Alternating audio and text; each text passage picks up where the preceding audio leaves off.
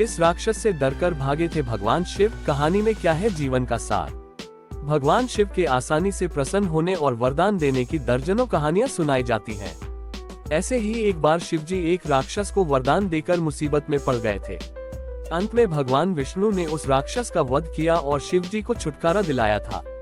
भगवान शिव ने एक राक्षस की कठिन तपस्या से प्रसन्न होकर उसे ऐसा वरदान दे दिया कि वह उनके लिए ही मुसीबत बन गया।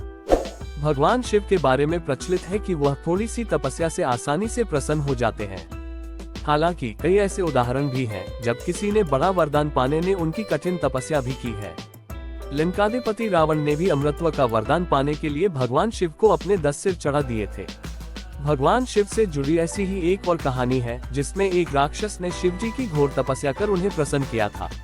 हालांकि वरदान देकर भगवान शिव खुद ही मुसीबत में फंस गए थे। बाद में भगवान विष्णु ने उन्हें इस मुसीबत से छुटकारा दिलाया था। कहानी के मुताबिक एक बार महर्षि नारद धरती पर घूम रहे थे। रास्ते में उन्हें वृकासुर नाम का राक्षस मिला। नारद मुनि को देखते ही उसने कहा कि मैं आपसे कुछ सलाह लेना चाहता हूँ। आप मुझे बताइए कि ब्रह्मा, विष्णु और महेश में कौन देवता जल्द प्रसन्न हो जाते हैं। महर्षि नारद ने बहुत सोचने के बाद कहा कि वैसे तो तुम तीनों महादेवों में से किसी की भी तपस्या कर सकते हो, लेकिन ब्रह्मा और विष्णु जल्दी प्रसन्न नहीं होते हैं। उनके लिए बहुत वर्षों तक कठिन तपस्या करनी पड़ती है। ये भी हो सकता है कि तुम्हारी आयु पूरी हो जाए लेकिन तपस्या पूरी न हो। भगवान शंकर थोड़ी आराधना से ही प्रसन्न हो जाते हैं। वे अपने भक्त की इच्छा पूरी करने के लिए सोच विचार नहीं करते हैं। वृकासुर का कठिन तप, शिवजी का प्रसन्न होना। वृकासुर ने भगवान शंकर की आराधना करने का फैसला किया और हिमालय के केदार क्षेत्र में जाकर आराधना करने लगा। यज्ञ, जप, तप, ध्यान सब प्रकार से वह पूजा पाठ करने लगा। कुछ दिनों के बाद उसने सोचा कि मैं शरीर और प्राण को ही भगवान शिव को अर्पित कर दूंगा। ऐसा सोचकर वह अपने शरीर का मांस काट काट कर यज्ञ कुंड में डालने लगा, लेकिन भगवान शिव प्रसन्न नहीं हुए। परेशान होकर एक दिन उसने अपना शीश काटकर भगवान शिव को अर्पित करने का फैसला किया। स्नान ध्यान कर जैसे ही उसने खड़गा उठाकर अपना शीश काटना चाहा कि भगवान शंकर प्रकट होकर बोले, बस करो, तुम्हारी तपस्या पूरी हुई, मैं तुम पर प्रसन्न हूँ, वर मांगो। असुरराज वृकासुर ने तपस्या के दौरान जैसे ही अपना सिर काटकर चढ़ाने के लिए हाथ बढ़ाया, भगवान शिव प्रसन्न हो गए।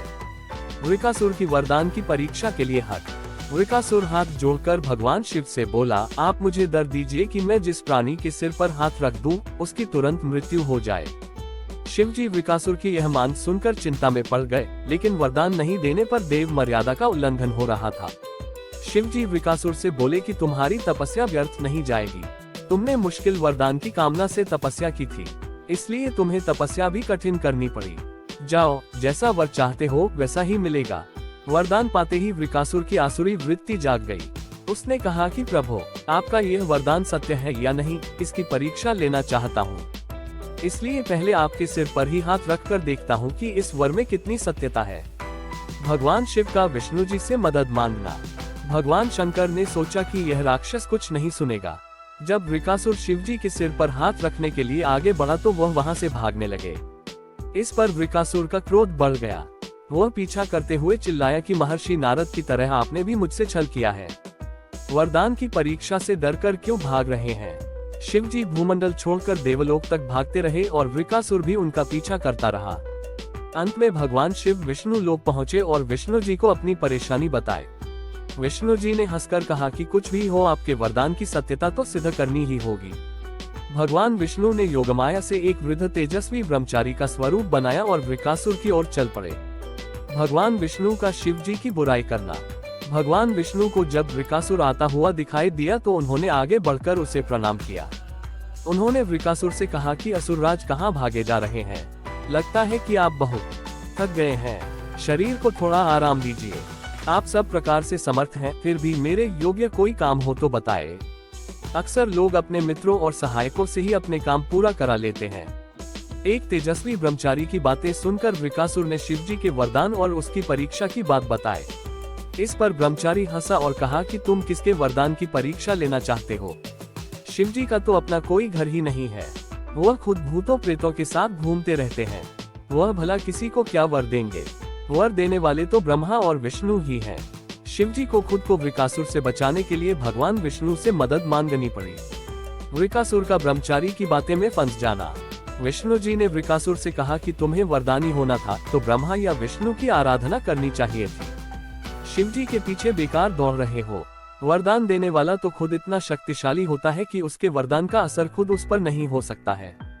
उन्होंने तो तुम्हें झूठ मूठ का वरदान दिया है, तुम्हारी तपस्या बेकार चली गई। ब्रह्मचारी की बात सुनकर वृकासुर निराश हुआ, उसका मनोबल टूट गया। वह कहने लगा कि मुझे तो देवर्षि नारद ने शिव की आराधना करने को कहा था। ब्रह्मचारी ने कहा कि तुमने नारद मुनि पर भरोसा कर लिया, वह तो ऐसे घुमक्कड़ साधु हैं जो सभी को उल्टी सलाह ही देते हैं। अगर तुम्हें मेरी बात पर भरोसा नहीं हो तो अपने सिर पर हाथ रखकर देख लो कि कैसे शिव ने तुम्हें झूठा वर देकर बहकाया है। वृकासुर का भस्म होना और जीवन का सार। वृकासुर का मनोबल बुरी तरह टूट चुका था।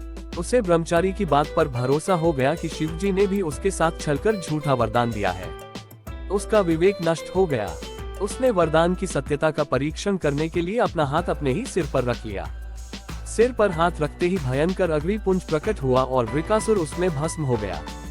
भगवान शिव, विष्णु जी और वृकासुर की इस कहानी में जीवन का अहम सार छुपा है। कहानी सीख देती है कि बिना सोचे विचारे किसी को कुछ देना और पाने वाले का कृतघ्न होकर दाता को ही संकट में डालने का ऐसा ही नतीजा होता है। कृतघ्नता के उन्माद में बुद्धि विवेक नष्ट हो जाता है और उपलब्धि ही विनाश का कारण बन जाती है। सावन के महीने में हम आपको भगवान शिव से जुड़ी कुछ कहानियां और ज्ञानप्रद जानकारियां देते रहेंगे। इस श्रृंखला की 5वीं कड़ी के तहत हम बता रहे हैं कि भगवान शिव किस राक्षस से बचने के लिए तीनों लोकों में भागते रहे थे। आशा करता हूं कि आपको ये हमारी वीडियो जरूर पसंद आई होगी। अगर आपको ये हमारी वीडियो पसंद आई हो तो हमारे चैनल को सब्सक्राइब करके बेल आइकन जरूर दबाएं और लाइक शेयर कमेंट जरूर करें और अपने दोस्तों परिवारजनों के साथ भी शेयर करें।